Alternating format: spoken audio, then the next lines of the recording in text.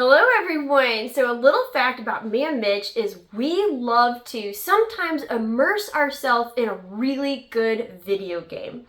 One of our top favorites is Zelda Breath of the Wild. We love that game with its playability and its beautiful graphics. Now, another thing I really loved about Zelda is the fact that you can cook in it. So when you're feeling a little tired and you need a pick-me-up, you can actually go throughout the game picking ingredients, maybe going hunting, and then take your ingredients to a cooking pot and making a fantastic dinner for your little character.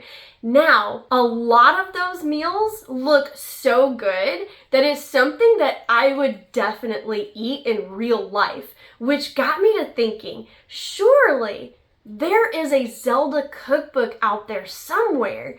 I mean, with all of these wonderful meals within the game, surely someone has put those together so you can make them at home. So I did a little Googling and I found out on Etsy someone actually lovingly put together and researched all those meals you can make within the games and put them in one giant cookbook.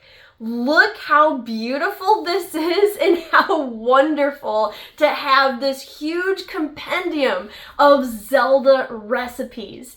We were so excited to get this cookbook, we could not wait.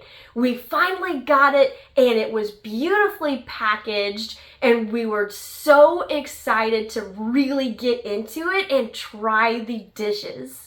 Now, in full transparency, we have had this cookbook for a number of months now, and we have cooked out of it, and every recipe has been phenomenal. We absolutely have loved everything we've tried in this cookbook. So I thought to celebrate the new game coming out, we would go ahead and show you this wonderful cookbook and a recipe you can make for yourself and maybe something to entice you to go ahead and purchase the cookbook for your own. Now, some of you may be thinking, but Lita, I don't play video games, so why would I want this cookbook? Well, number one, because like I said, everything in here has been so good. But of course, I will give you a little bit of a look through so you can see for yourself if these are any kind of recipes that you would like to do. So let's go ahead and get started. We cannot wait to try this. This is actually a dish that I chose for this video that we have not tried yet, just so we could get something new and exciting, and cannot wait to try it because it looks so good.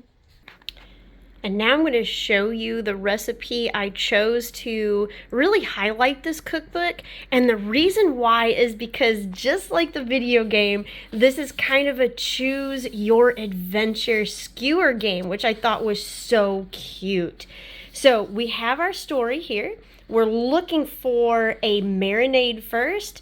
I chose this garlic, rosemary, lemon because, of course, that just with the herbs and garlic, that really caught my eye. So we go to page 52 and we're gonna make this. After we get that, we choose what kind of skewer you want to do. You can see here she's got meat, fish, seafood, mushrooms, and even tofu. I chose the meat skewer. Let's go to 55. And all we need for this is our marinade and our beef tips, which I've already purchased. And then we go ahead and start the actual process of putting this together. She even gives you a list of bonus ingredients, which I did take advantage of. I went ahead and chose peppers and red onion. I've also got my baby potatoes in this pot. She recommends boiling them for about 5 to 10 minutes before you skewer them. Also, while I'm thinking about it, I wanted to show you that you do need to soak your skewers in water before you put them on your grill pan. And after you've got that, you go ahead and choose how you're going to do it. We're doing it on a grill. And then she gives instructions for grilled skewers. I absolutely love this. I think that's such a wonderful and cute idea to put in your cookbook, and it really does make it feel like you have a little bit of freedom of choice and creativity when you're making your own skewers, and I absolutely think that's fabulous. So let's go ahead, get our marinade. We're also going to chop these up. We've got a lot to do. Let's go ahead and start with our beef. All right, let's come out here. Lucky for me, my rosemary has been doing really well. So I'm gonna come out here and snip some fresh rosemary. Let's take this one right here.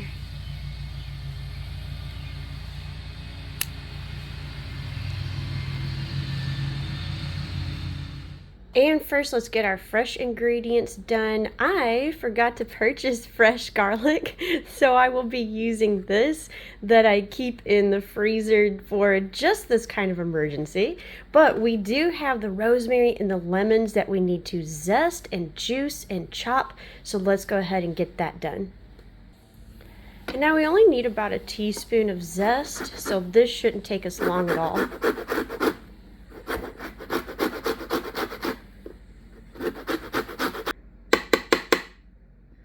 I love zesting lemons and oranges. It fills your kitchen with such a fresh scent. Now that's a little more than a teaspoon, but I really like lemon, so I'm just gonna leave it at that. Now we need to juice for our 1/4 cup of fresh lemon juice.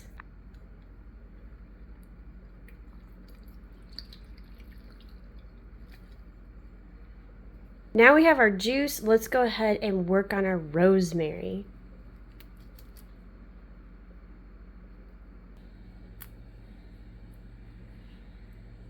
We're gonna mince this up fine.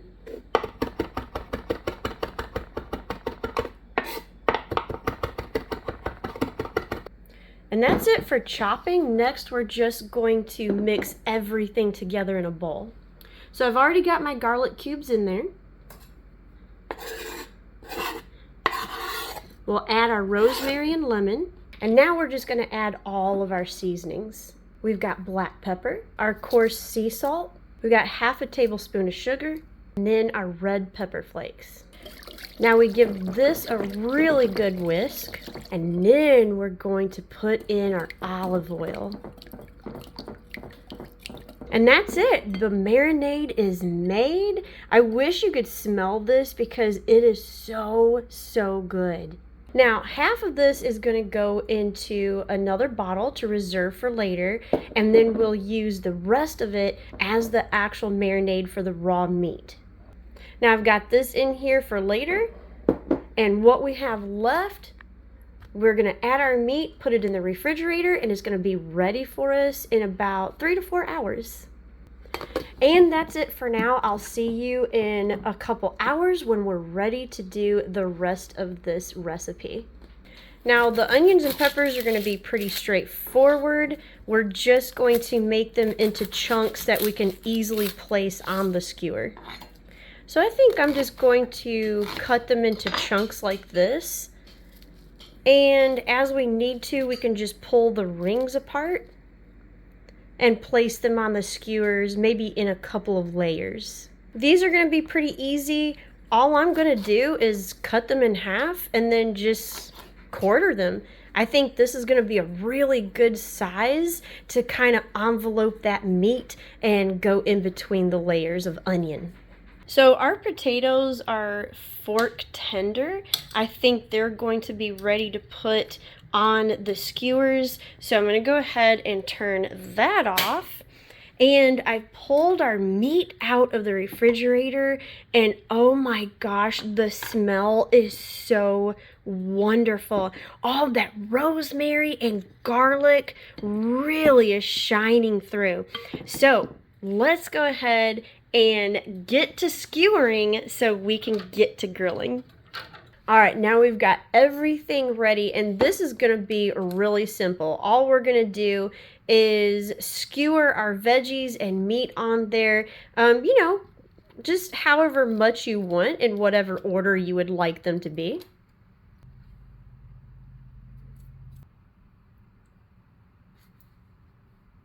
And look how beautiful that looks, so fun and colorful.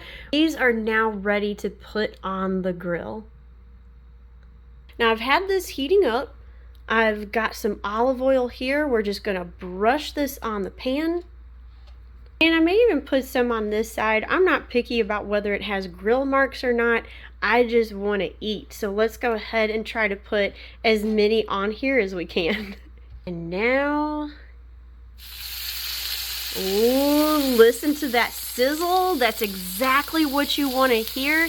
These are going to take about 15 minutes. I will be turning these as we go along. And let's go ahead, as soon as we get these on here, I'm going to clean up a little bit, and then we're going to go ahead and do our look through because I really want you to see this cookbook.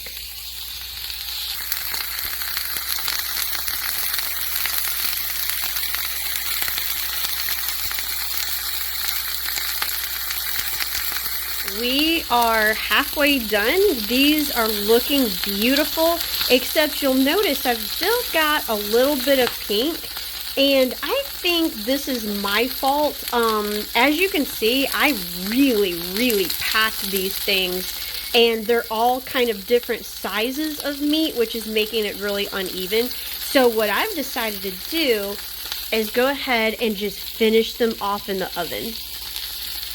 So I'm going to take these off, put it in about a 400-degree oven, let these finish getting cooked all the way through with the meat, and then we're ready to try them.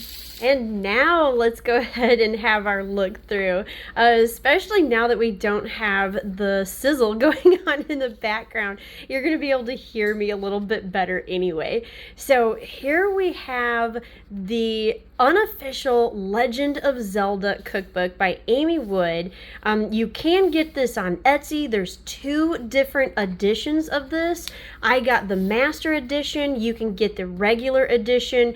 The only difference is there's an actual extra chapter of goodies in the Master Edition, and of course it's bound with the gold edges and everything, so it kind of makes it a little bit more special. But one of the reasons why this has become one of my top favorite cookbooks is the way this is laid out, and of course her writing. So I really enjoy how she put this cookbook together, but I also really enjoy some of the things that, you know, she's written throughout the cookbook just to make this more fun. You already saw the skewer game, which I thought was awesome, and here she has things broken down by menu, which of course everything is going to be something that refers to the game, but the actual recipes for all of these are so good. Even if you don't know exactly what it's referring to, it kind of doesn't matter because it's still going to taste good. I even love the fact that she has a new player menu, and that refers to children. So these are the recipes that are kind of simple enough and interesting, you know, for little kids to be able to come and start cooking in the kitchen and make something from the game that they're really going to like helping you out making and eating. We have some wonderful recipes that refer to things in the game that are so exciting. We even have heart containers. But look at this, we also have a whole chapter dedicated to cast iron cooking, which I thought was so nice. She's got lots of helpful tips for it, and then she's got some wonderful recipes in here that are going to be so good on your cast iron pots and skillets. She even has some canning recipes to make your chew jelly, and all of it sounds really good. Haven't tried these yet, but I really want to when things start coming into season. And here we get into some of the more main dish type recipes. You've got so many things to choose from that it's just, oh my gosh, you'd have so many dinners you could make out of this. And I even love the fact that she puts spice blends in the cookbook so that you can make your spice blend, and then whenever it calls for that in the subsequent recipes, you are ready to add it. And then, of course, we have fire cooking. I think this is a really great thing to add, especially since you can, cook over a fire in the game. So this was a really great addition. Here we have breakfast, and I love the fact that she includes vegan recipes in this. You have a vegan omelet batter. That way you're not left out when you get into all these different omelet recipes. I also like the fact that when we come to the drinks portion of this cookbook, she gives you an alcoholic and a non-alcoholic version for every single drink in here. That is so nice, especially, if you don't drink, you're not left out. You have something that you can substitute for it. And then, of course, we come to the master chapter, which is included in the master edition, of course, cookbook. And there's so many more recipes you can choose from. And when I said this is one of my top favorites, one of those reasons is because of how organized and how well this cookbook is laid out. I really enjoy the fact that she gives you pretty much everything you need to know right off the bat. So if you're gluten-free like me, you're going to automatically know that, there's gluten-free, so I don't need to worry about allergens in this particular recipe. She will tell you if it's vegan, if it's vegetarian. And I also like the fact that she also puts these little caveats in. Vegan if desired. So she gives you, how to substitute to make the dishes vegan if that's something you want to do. This is just such a wonderful cookbook filled with so many fun and wonderfully tasty things to make. If you're a Zelda fan, you are going to absolutely adore this cookbook. If you have someone in your life who is, a Zelda fan and has a birthday or Christmas, gift in mind, and they love to cook, this would be phenomenal for them. But even if you aren't a Zelda fan and you've never played a video game in your life, this is still a great cookbook that you're going to be able to make so many tasty things out of. And I really wish more cookbooks would organize themselves in this manner, because I absolutely love how she wrote this cookbook. And if she ever made another one, I would definitely go and purchase it. So Amy Wood, if you ever watch this and you want to make another cookbook, I will definitely be one of your first customers, because I love how you've put this together, and I'm so glad that you did this one. I do believe these are done. Oh my goodness, look how beautiful. We are so hungry and so ready to try these things, so let's dig in. Okay, we are so excited to try this. It smells so good. So we do have a couple other things to tell you that's kind of exciting, but let's go ahead and try this first, because I can't wait anymore. No. The smell of that marinade, oh my gosh, is just so good. Oh. Like a skewer.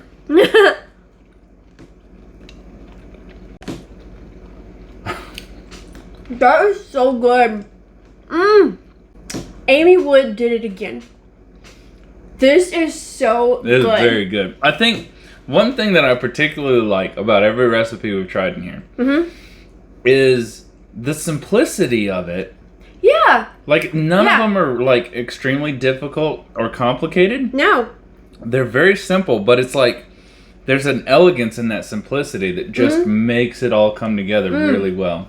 Yeah, like, this is simple and was relatively quick to put together, and it's a complete meal. I mean, maybe you could serve it with a salad, but you know what? I'm fine just like this. Yeah. I mean, it's so good.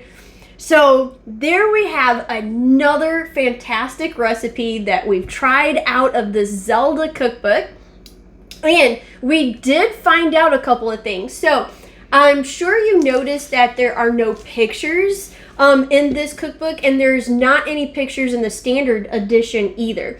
Now, that was due to the extreme cost of printing a cookbook this size with photographs of all the dishes also. So I understand that. I mean, that would have been pretty difficult and cost prohibitive to do.